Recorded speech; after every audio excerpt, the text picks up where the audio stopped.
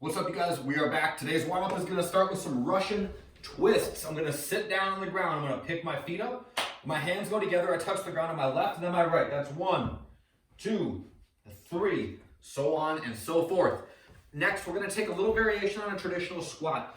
We're going to think about the squat as opposed to standing here, going down to the bottom and then standing back up, as starting from the bottom. Okay, so I'm going to come down here to the bottom. I'm going to come up about halfway and then go back down. That's 1, 2, 3, 4, so on and so forth for those. And then last, we're going to do an inchworm to a side plank. So I stand at the back of my mat. I fold forward, just kind of embrace the little bit of stretch through the back of your body. As you do this, walk your hands out into a plank. Once you find your plank, you're going to roll to a side plank on the left. And then you're going to switch and roll to a side plank on the right. Then find your plank again and walk your hands back. Okay? Slow and easy on those. No need to rush them. Today's workout is pretty straightforward. We're just going to do 3 movements, okay? A couple of them will be, nothing too crazy, and then one of them is a little bit weird, a little bit new. I guess one of them is kind of crazy. We're going to start with a movement called a reverse lunge thruster that Matt Onken, thank you Matt Onken, or maybe I shouldn't thank you yet, I haven't done this yet, but it looks like a good way to change up some of the kind of movements that we do a lot. We're going to combine a reverse lunge and a thruster, and it's going to be a good challenge. There are a few options for doing this, and depending on what weight you guys have available, you might want to consider one or the other. So the first thing that we can do is we can put both dumbbells in the front rack position. Okay. So I'll begin 1 dumbbell on my left, 1 dumbbell on my right. I'm going to step back into a reverse lunge, and when I stand, I press the dumbbells to overhead. So I squeeze my belly, step way back, tap my back knee, stand, and press. Then I switch sides and go, okay? If you guys only have if you only have heavy dumbbells and that feels like it's just gonna crush you, it's just too much, then instead of doing both, just put 1 dumbbell on your shoulder and do the step back with the leg on the side that holds the weight. So my right hand holds the weight, my right leg's gonna step back. I stay tight, step back, touch my knee, stand and press. Switch sides and go, or you could do all 3 on one side and then all 3 on the other. After that, we're doing burpees. You guys know and love burpees. Go all the way down to the ground, come back up, jump and clap overhead. When you're burpeeing, watch out for this, okay? I see this a lot when we're in the gym.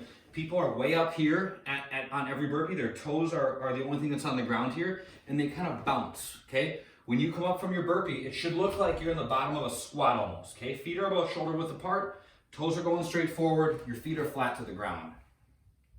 Last but not least, we're doing some swings. If you guys have a kettlebell, that would be ideal. If you don't, which I don't, I'm gonna swing a dumbbell and we're gonna go hand to hand, okay? The basic movement here is a hip hinge. So similar to a deadlift, clean, something like that. I'm gonna hold the weight with both hands. I'm gonna swing the weight back between my legs. So look at my shins, they're vertical, okay? My knees are bent, but my shins are vertical. I open my hips and swing the bell up into the air, okay? That's just a standard Russian swing. What we're going to do in the workout, if you guys are feeling comfortable with it, you're going to switch hands at the top of every rep. So I swing back, open my hips, transition hands at the top. Okay, so the transition happens up in the air in front of you. Obviously, we don't want you guys hucking dumbbells around your living room. So if you're sketched out at all, just stick with the 2-handed swing and hold on to the thing. Just let them go here. If you want to try it without any weight, you can do the same thing. That's where the transition happens. So at the top is where you transition hands every single time. Cool.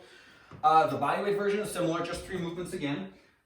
We are going to begin with a jumping squat plus a reverse lunge on each side. So jumping squat is the same mechanics as a normal squat, but I have to stand up quick to get that jump to happen. So I squat, jump. After that, reverse lunge left, reverse lunge right. That's 1 rep. Jumping squat, lunge, jumping squat, lunge. Burpees are after that, and then tuck-ups are last. So similar to a V-up, but we're not going to worry about keeping our legs locked out. Chest comes up to our thighs, and then we extend back out. Easy peasy.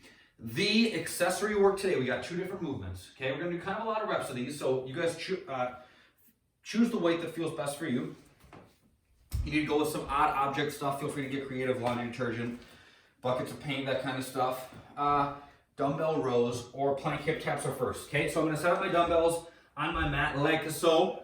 I go to a plank, and then I'm pulling like this. Right dumbbell to my right ribs, left dumbbell to my left ribs, okay? I'm trying not to like twist and turn and let my body wobble as I go. Trying to stay in a tight plank throughout, okay? So I'm here, right? Right dumbbell to my right hip, left dumbbell to my left hip, okay? Each time I pull the dumbbell up is 1.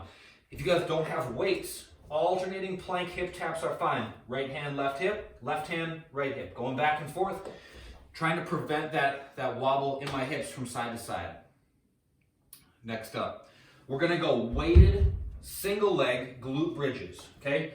And for these, I want you guys to find some weight, okay? You have the body weight version of the rows in the plank hip taps.